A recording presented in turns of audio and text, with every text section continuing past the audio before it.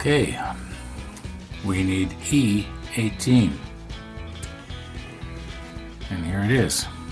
Kind of looks like a ship's wheel.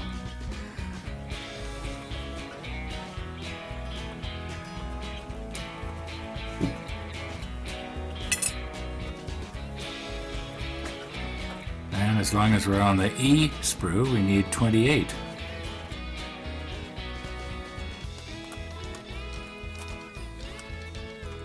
I like these pieces that are easy to spot. You don't even need to look for the number because it's so obvious. Okay, but anyway, it does say 28 there.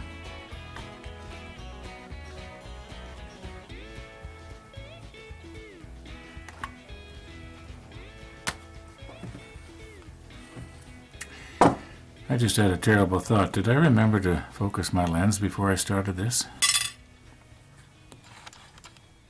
Well, it is now. Okay. Now E23.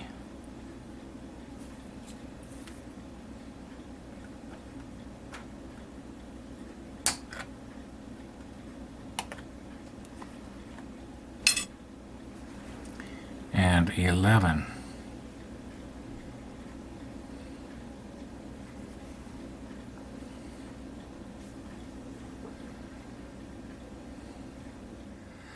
Now I was looking for a piece that looked like that. Well, I guess 11 would look like that if it was at the same angle, but this whole thing right here is 11. Okay, so careful not to nip the wrong place now.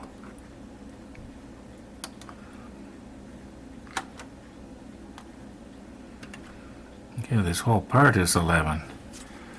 And obviously there's a lot of little sprue that has to be nipped off very carefully.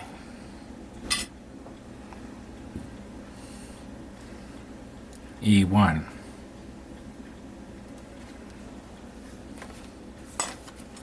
That's a pretty good size part of the mast, isn't it?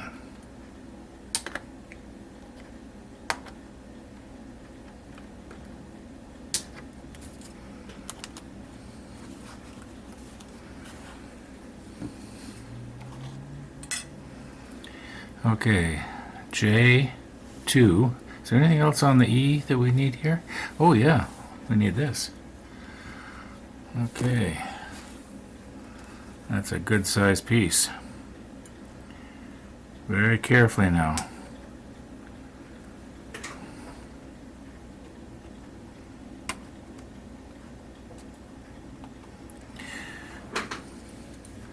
Try not to get my hands in your way here. I think there's just one more holding it on. Oh, there was two more. There we go. That's a good sized piece. Won't fit in my tin. Now, what else do we need here? I think that's it for the E sprue. Oh no, some more. E13, E20, E27, E19, a whole bunch of stuff here. Alright, let me reposition the camera. Now E13, this little piece right here, is actually this piece here.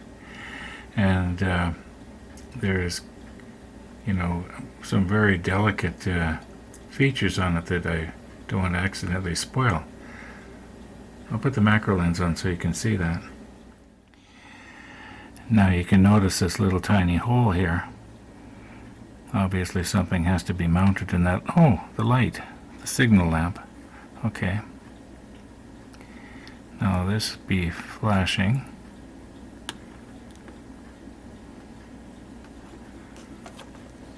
I think. Yeah, that was flashing. Now we need 19 and 20.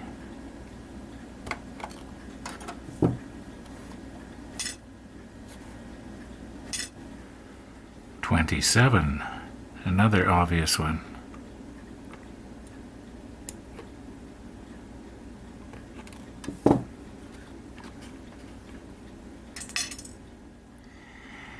Now you'll notice on the drawing here for E33, it appears to be thicker on this end than this end. In other words, it's tapered. And at first when I looked at this, I thought it wasn't, but if you look at it closely, you can see it is. It's tapered from this end, obviously, down to this end. Now, I think I'm going to cut the sprue well back. Like you can see where it's supposed to come off there, but we'll do that later. Oh! That wasn't good. I almost broke it. Okay, let's get it off now. Okay, I did put stress on it, and I thought at first maybe I fractured it right about here, but I didn't. Yep. Now I realize it sounds like I'm making excuses for myself, but when you see how incredibly small these pieces are, you can understand how it's so easy to damage them. Now we need a J2. And here's the J sprues. There's 2 J sprues. And the number 2 is missing off of both of them. And then I remembered, oh yeah, way back probably 3 or 4 months ago when we were doing the section on the, up front on the 4 section, we probably needed a J2, and I nipped them both off. So we got it. Well, unless we missed something, we got all the photo etch and all the plastic parts for step 52. Let's see if we can make up this little box right here. Okay, we got all our components here to make up this crow's nest box or whatever it is, except for the little tiny pieces that go in the 4 slots on the sides. And I think what I'm going to do is I'm going to use Andy's bender here to get the kinks started, and then finish it up with the bending pliers here. At least that's the plan.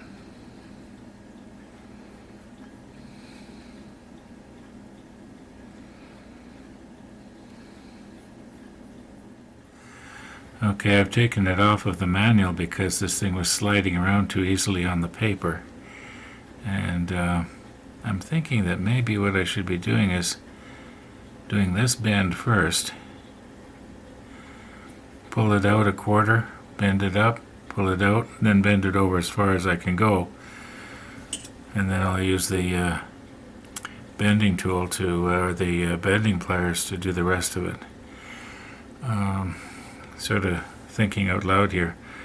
There's only one of these, so I don't want to mess it up.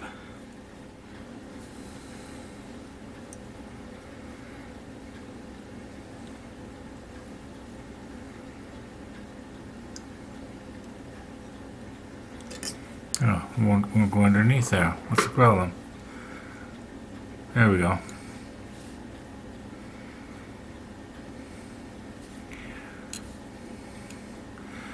Now, here's hoping this is going to bend at the... Oh yeah, it's going quite easily.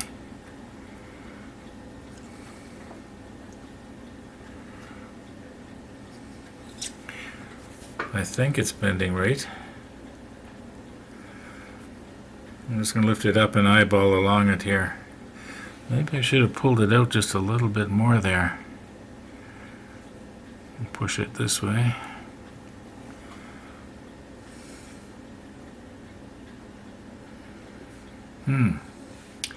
Let me stick on the macro lens so I can see what's going on. Okay, I'm wondering here, should I maybe pull it back just a little bit? Just a little bit here. Right now I'm looking in the monitor to see what I'm doing. Maybe tighten it down.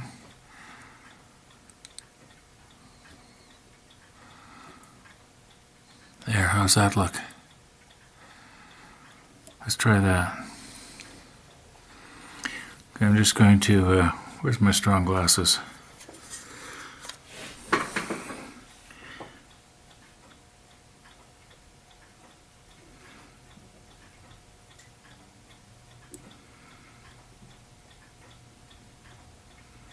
Okay, I think we bent it in the right place.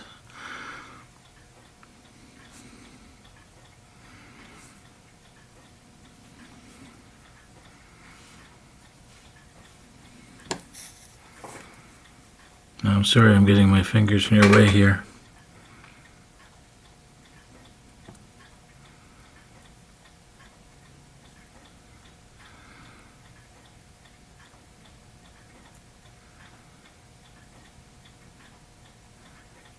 Okay, how's that look?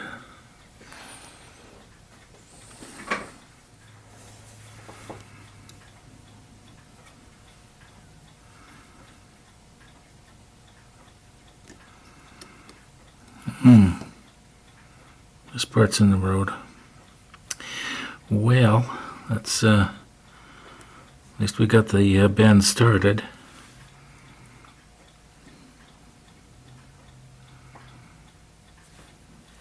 Like I was saying earlier, we can always use the bending plier to finish it off.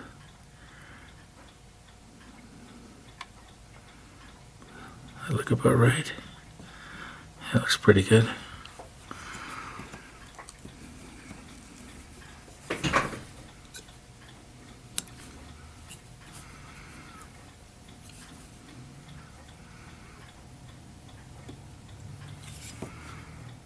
Okay, that's as far as I can go because it's bumping into the knob. Well, at least we got it started. Whoops.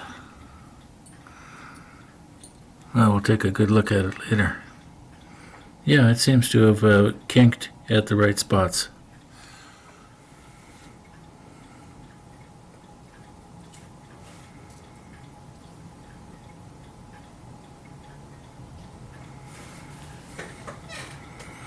Okay, trying to hold it so you can see it there.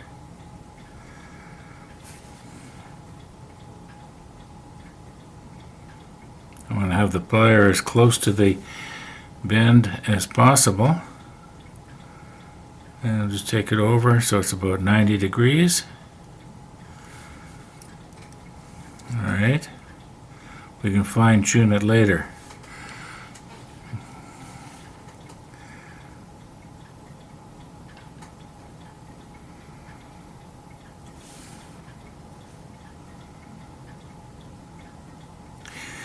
Is that bending in the right place? I think so.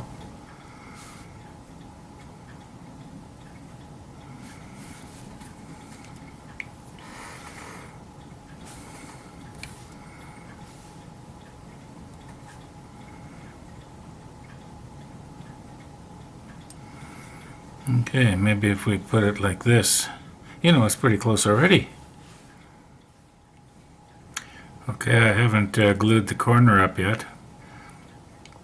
I'll probably use CA because we know that the extra thin does not work well on photo-etch from a test we did about, 6 months ago now? Now you see this little part right here that looks like maybe it was supposed to be a trapdoor or something, and I imagine that's what it was. And then you see this part right here that I'm holding onto that the wheel is supposed to get mounted onto later. Well, they're both supposed to be on the same side of this. And that seems to me that it's fitting pretty good. Now I don't want to try and drop any CA down in there because I'd probably end up having it glued to my brown towel. Now I do believe this is sitting properly on that plastic part. It looks good when I look down on the inside. It could maybe be fitting just a little bit tighter. I might do better to pick this up and hold it in my fingers. Of course, then I'll probably glue it to my fingers. Okay, here's plan B.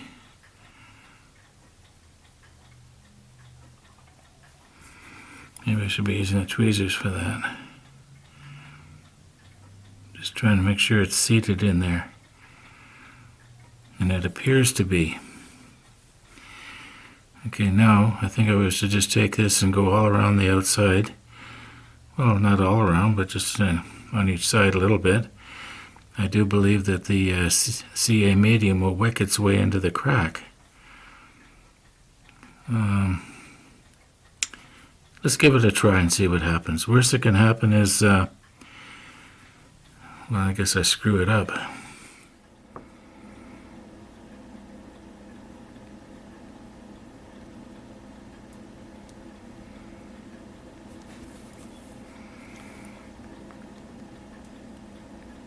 Oh, it moved on me.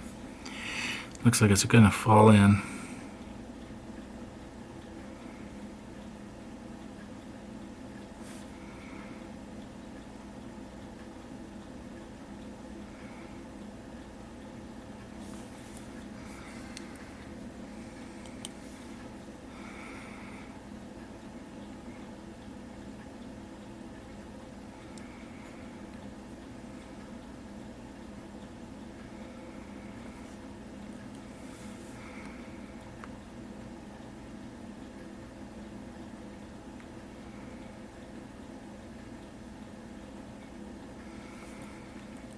I'll put some on the bottom here like that.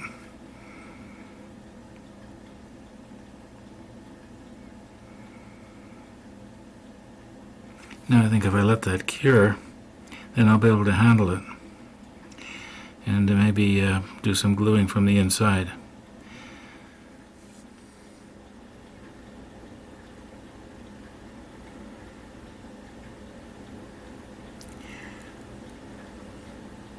Now I haven't dropped any glue yet down from the inside.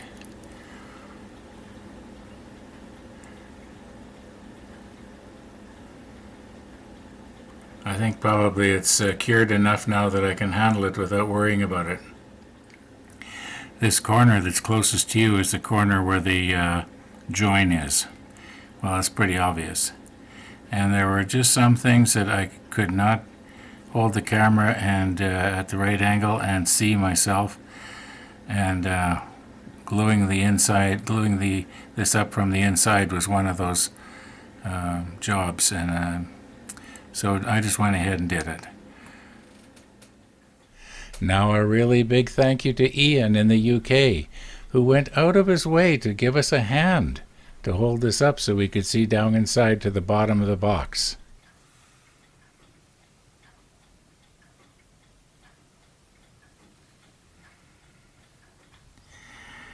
Now this little wheel that we're going to be fastening on to this part right here. Oh, by the way, thank you, Ian. You've been very helpful. One of the viewers commented saying that it is actually, on the real ship, it was a rudder position indicator. So the idea being is that, let's say there was a ship traveling beside the Bismarck going in the same direction. And, well, we'll get this later. Anyway, the idea is that the ship beside the Bismarck would know if the Bismarck was suddenly going to crank its rudder in such a position that it was going to bring it into the path that they were going. Because naturally you want to know in advance, right? Before the ship actually gets there. I imagine maneuvering those things must have been a real art. You'd have to plan literally miles ahead. It's not like driving a car. Anyway, although I can imagine, though, that when they were going at, full speed, they were probably fairly maneuverable. You could probably get it, within a few feet one way or the other of the path that you wanted to, if you could plan ahead. Anyway, there's actually a little, I'll put the macro lens on, there's actually a little tiny peg right there that has to go into this hole.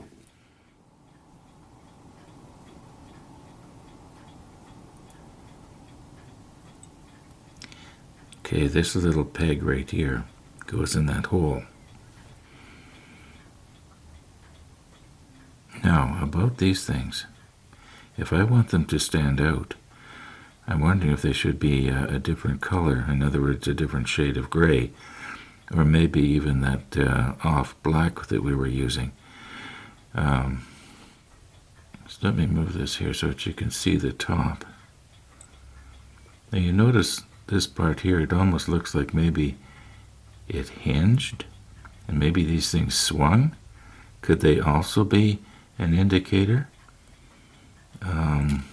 Oops.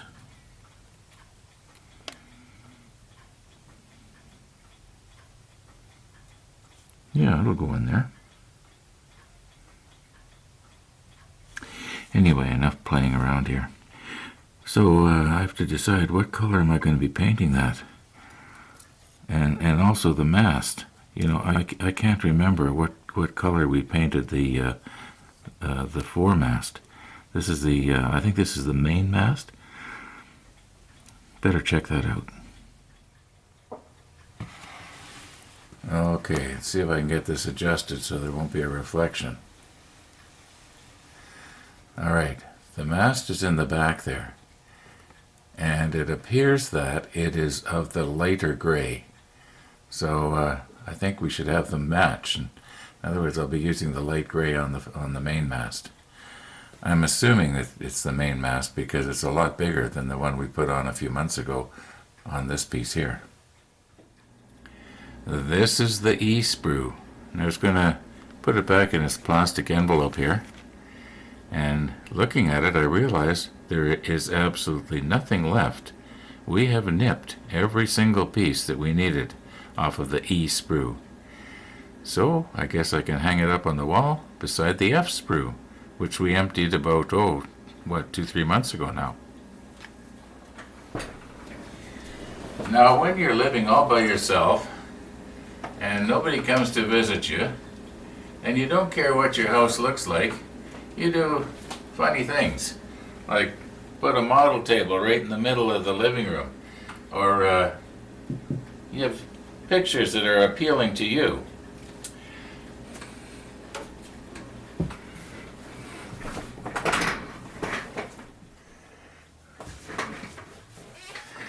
However, don't go worrying now. I'm not ready for the funny farm yet. I'm going to have to take out a little bit of time here to trim up these pieces and get all this flashing off again. So I guess I better do that. It's not one of my favorite things, although it's funny. Once I actually get started at it, I sort of enjoy it. Well, while I'm thinking of it, one of the viewers was asking me, why do I hold my chisel the way I do?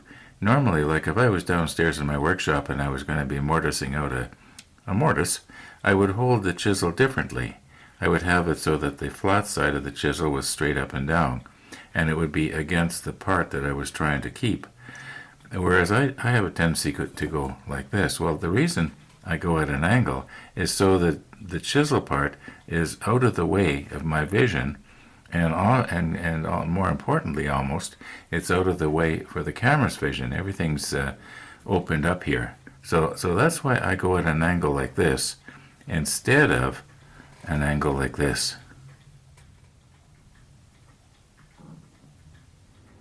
I have more or less decided what we're going to do here. The mast, as I mentioned, was going to be the light gray, and it's going to have to be done twice because after I'm done, I have to flip it over and do the other side. Of course, the stuff on the that I can put on the rotator, that shouldn't be a problem, although this will have to be painted on both sides, so this will have to be flipped over. These other pieces are only going to be seen from one side, so it doesn't matter if the underside isn't painted. Now, these pieces here, I was thinking of doing them in either the dark gray or the black, and I'm just wondering now, thinking about it, am I going to have a problem when it comes to gluing them in place on this? I'm just wondering if maybe I should just go ahead and fasten them in place right now with CA glue. And yeah, it would have been nice if they could have contrasted, but I think that there still will be a little bit of, you might say, a reveal there, so that you can see that there's something. I don't know why they didn't just, I don't know. I don't know what I'm thinking here. Anyway, I think I'm just going to go ahead and CA them in place. Now, I suppose that because I've got this mounted on the double-sided tape, there may be a problem. Oh no, seems to be fairly loose.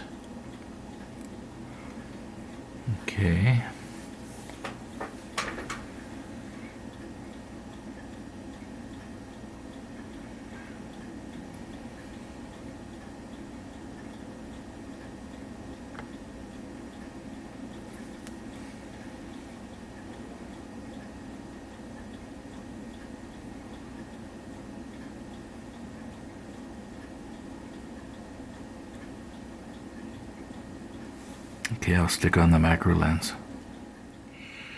Okay, now because I'm afraid that if I try to apply a little bit of CA on this, that when I touch it, the part is going to stick to the needle. So if I can hold it down like this, and then maybe up at this end put like a little droplet. Oh, I'm going to use CA thin, by the way, that it will start to wick its way in, and then I can release my pointing stick before the CA gets down.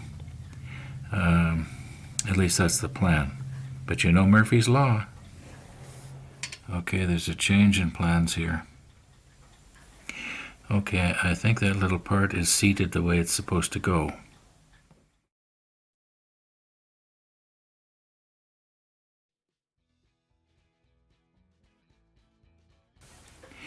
Okay, this is CA thin. Just going to put a little bit on there.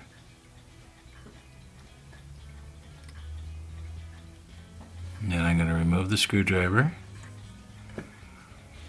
Now I would think that that's going to adhere in place there. And CA thin sits up very, very quickly. I don't know if I should put any up here, or let's give it a try here. Just let it wick its way underneath there.